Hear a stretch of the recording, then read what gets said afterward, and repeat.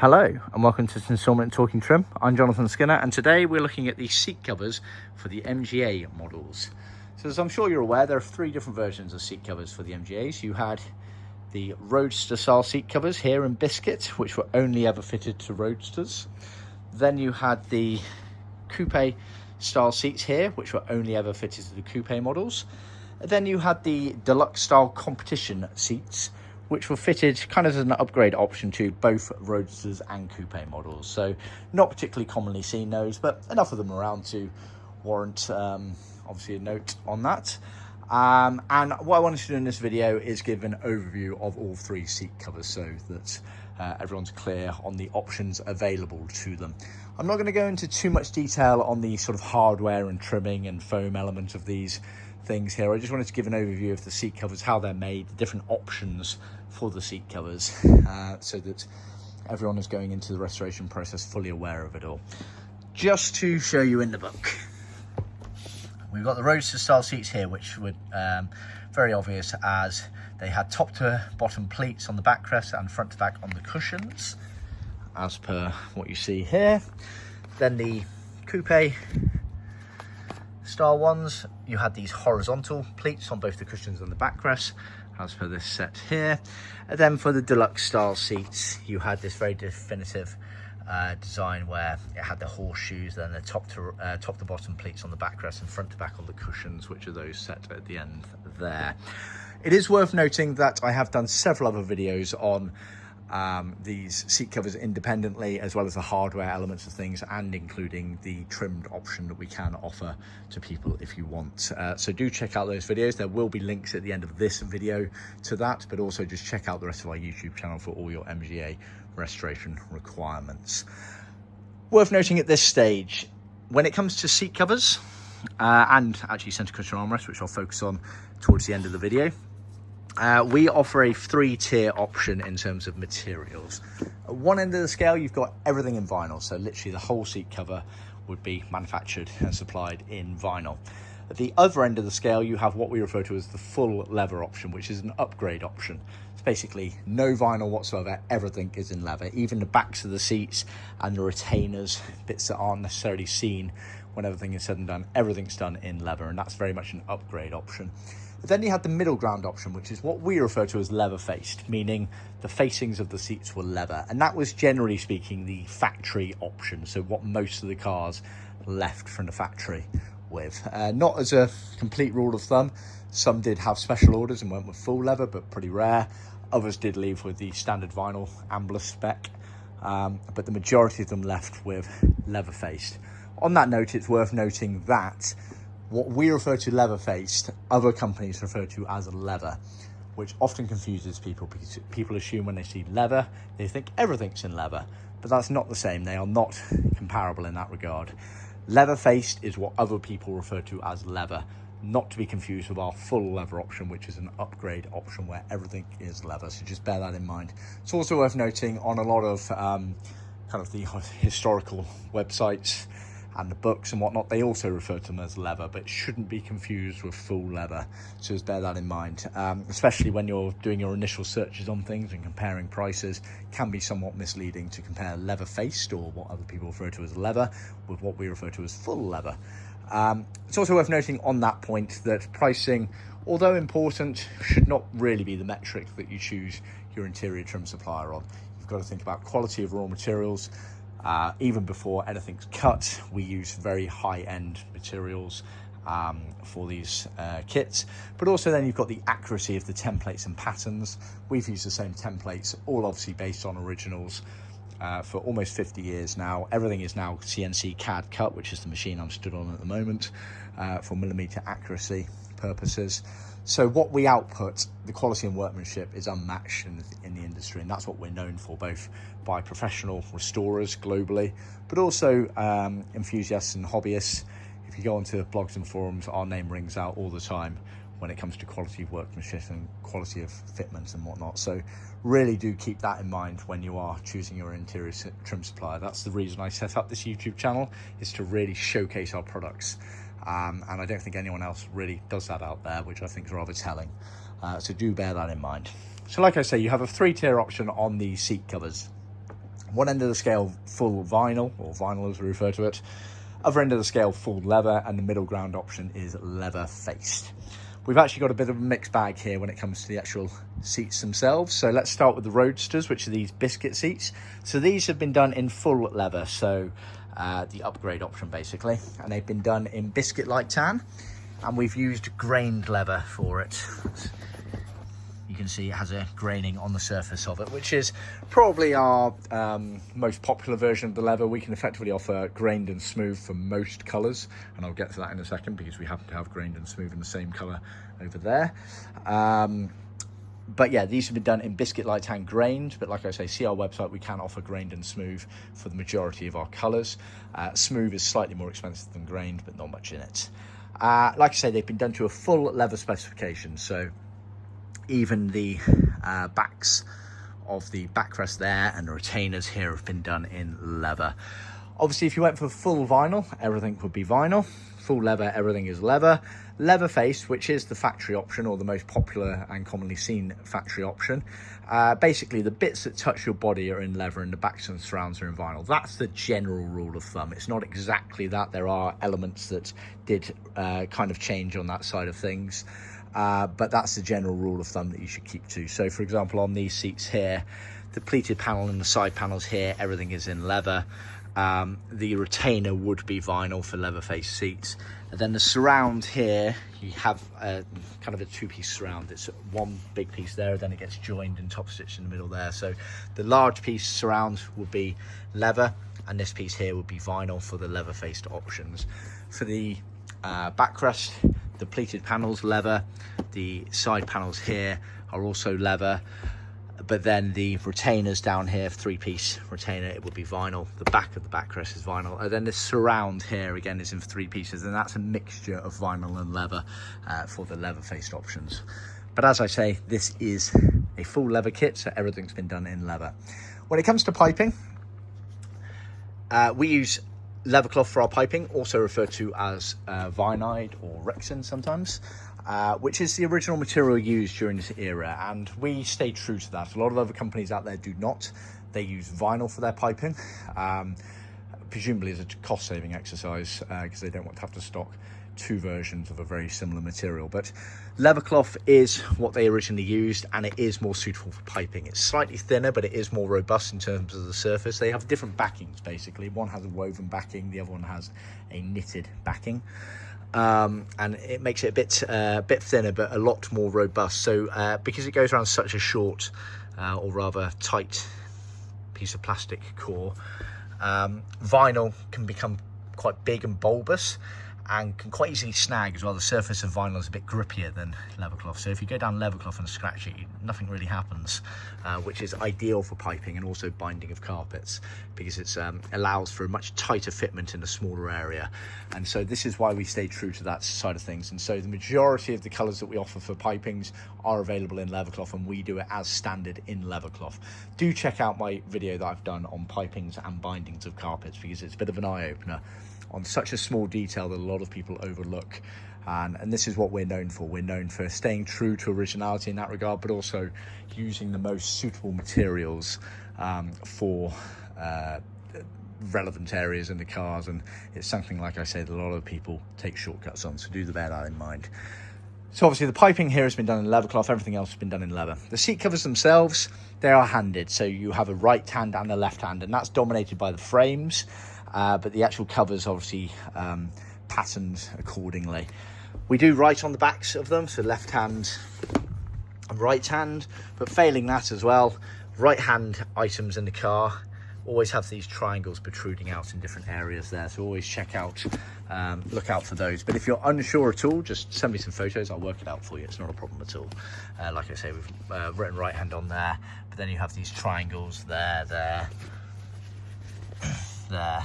and it's obviously to help our machinists make sure that they put the right pieces on the right areas, but then obviously because they're on the perimeter edges of things, we leave them on there so that it guides you as well.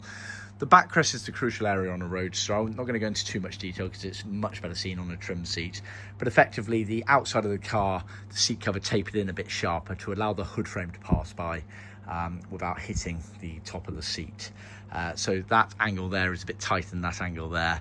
That is a different shape effectively to the corresponding left-hand one, but a lot of that comes out in the trimming, which again, see other videos that I've done. You can't really see it too much on the actual seat covers themselves, but they are handed, so bear that in mind. The actual seat covers themselves, obviously genuine tuck and roll pleats, as with all of our pleated seats. So you can see there it literally folds in and out of the foam, so it goes into the foam and out of the foam and into the foam, so it gives proper definition to the pleats, which is how it should be. Actually goes into a slit. A lot of other companies out there purely just sew lightly down the foam there, which is a fake pleat effectively. We do it the proper way there. So genuine tuck and roll pleats. Not much more to say on those. Yeah, their backrests are like a glove, obviously, in the way that they're manufactured. Yeah, some nice top stitching detail on the surrounds of both the cushions and the backrest there, all as per original specification. But be sure to check out, like I say, the videos that we showcasing the trimmed versions of the seats, which is also a service we can offer, because that's where everything starts to really make sense. So that's the Roadster style seats. Let's move on to the coupe models. I'll refer again, obviously left to right pleats on those there. Obviously the pleats again are genuine tuck and roll, going in and out of the foam again. It's worth noting we have a CNC machine which is dedicated to slitting our foams basically, so it gets an 18mm foam and it slits down to around sort of 12 or 13mm, which then allows for the pleats to go in and out. And again, I do plan on doing a video to showcase that, because it's pretty cool. We used to do it all by hand for many years, which you can imagine took a while. But the CNC machine is extremely accurate and doesn't take nearly as long as a human doing it, and obviously minimizes the error element. So check out that video as and when it goes live. Seat covers, these have been done in Savile grey. The leather that we've used, Leatherfaced spec, just FYI. The leather that we've used is a smooth style leather. Let's just grab that armrest as a comparison, because this armrest is from that set over there, and that's grained. So you can literally see the difference between grained and smooth. Fluff off there. There you are, so you can see grained Savile grey versus smooth Savile grey. Let's pop that back. So yeah, Leatherfaced specification on the coupe models here. So this is how they most of them left the factory in this specification, and that means that basically the top part here, so the pleated panel, the front section here and this back section here are all leather, the bits that touch your body, as is the main outer surround there up until where this top stitch comes in here, and that goes to vinyl there, which is the same principle what I was saying here. If these were Leatherfaced on the Roadster, this main piece here would be leather up until this top stitch, and then this smaller piece here would be vinyl. So same sort of concept there. And then the retainer is vinyl on the coupe Leatherfaced seats as well. When it comes to the backrests, same principle again. So pleated panel, top section, bottom section, and the side bolster areas there are all leather. These three retainers here are vinyl. The back of the backrest is vinyl as well. And then the surround here, and again it's a similar concept on the Roadster. The surround here is in three pieces. You have one, two, and then a third piece that joins it. That top piece there is leather. These other bits here are vinyl. So, and that's the specification there. They are handed, but only on the cushions. So again, left hand written on there, right hand on here, but then you've got your telltale triangles here and here for the right hands. The backrest covers are not handed. They are the same as each other there. Obviously the coupe models did not have to deal with a hood frame coming over the top, because they obviously had the hard top element, so they don't have to have that tapered outside edge that the Roadster models had, so bear that in mind. And then finally, let's look at the Deluxe style seats. So Deluxe style seats, like I say, they could be fitted to both the Roadsters or the coupe models, and they're very distinctive design. They obviously had the horseshoe element to them on both excuse me, on both the cushions and the backrests, and they had top to bottom pleats on the backrest, front to back on the cushion. These have been done Leatherfaced specifications, so again, how they would have left the factory, but these have been done in saddle grey using grained leather. Obviously, I've just done the comparison there to the smooth leather there, so I won't do that again. Concept on the Leatherfaced spec of the seats here is pleated panel, horseshoe is in leather, and then part of the surround there would be leather as well, part of it vinyl. As with the other elements, genuine tuck and roll pleats, piping in leathercloth where colours allow. Then you had these material pieces here, and they trimmed to the lower part of the seat frame. It's like a tubular seat frame, and they went around and trimmed around the back edge there. Again, see our videos showing trim seats which detail that area there. Obviously for Leatherfaced seats they would just be in vinyl. If they were full leather, we would do them in leather, and we would skive the leather down, which is the principle of thinning leather to make it thinner and more pliable to the trimming process. Backrest, again, genuine tuck and roll pleats.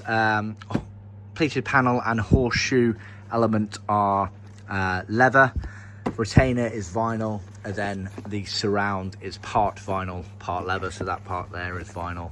This section here is leather there, which means that the backrests are effectively handed on those to allow for that element there. So right hand, and you should have, yep, there we are, some triangles there. The cushions are also handed, just FYI, sorry I forgot to mention that, which I don't think they've actually been written on. No, they haven't, so I'm gonna have to do that. But yeah, they're handed as well, the cushions, on those elements of things, so bear that in mind.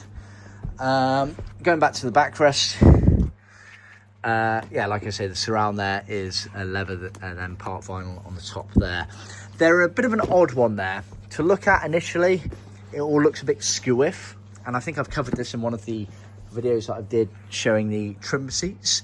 But everything kind of, the pleats to the horseshoe does all look a bit skewiff. But again, a lot of that comes out in the trimming process, so do bear that in mind. We trimmed quite a few of these recently. They are painful, shall we say, to trim. So we would recommend that either we do it or we find a professional that is familiar with them, because they are, yeah, they're not the easiest by any shape or form. So bear that in mind. But yeah, that's effectively the covers for the backrest. Then on the backrest you had the trimmed board. So they are millboard and millboard panels. They're trimmed in material. Obviously for Leatherfaced it would just be the vinyl material. And then they have piping stitched around the edge of them there, but the piping has quite a loose fitment to it, as you can see there, and that's done deliberately because that's actually where you end up tacking the effectively the backboard to the framework itself on the tacking strip. So what you want is, you want this big seam here, and you want to be able to get in behind the board and the piping there, and then you put the tack in there and it actually tacks to the board there, and then you close it all up again when it's actually onto. As soon as you put pressure on it, it goes right to the edge of it. So you just need to do that in the trimming process there. So again, they are supplied ready to go like that, but like I said, the deluxe style seats, quite a bit of work to get them looking good on the frames, and up until that point they can look a bit odd, shall we say, in terms of the way they initially look compared to, yeah, sort of like the Roadster seats looks very normal and everything's symmetrical and whatnot, whereas the deluxe style seats do not. But that is how they are until they're trimmed. Trust us on that one, and of course just check out our trim video and you can see how they all turn out. So that is the deluxe style seat covers there. So that's effectively the roundup of the 3 style seat covers relevant to the 2 models of the Roadster and Coupes effectively. Then you had the centre cushion armrests. So we're talking about this part here that sits in between the seats. There we go there. So it's sat on top of the gearbox tunnel, and there are only 2 versions of those. Perfect. There we are. So you had that one there, which doesn't have any seam going down it. It's just flat on top. Whereas you had the Roadster style one where you can just about make out that seam there. Yeah, perfect. So that was purely just done by the car itself. So the coupes, the actual shape of them's identical basically.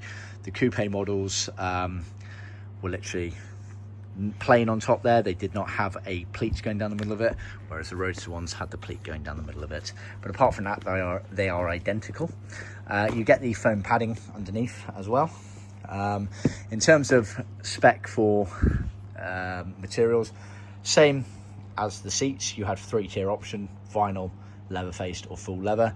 This has been done in full leather, which means everything's leather, including the retainer and the surround, whereas a leather-faced spec, which is what this one is, the top part is leather, the surround and the retainer are vinyl there.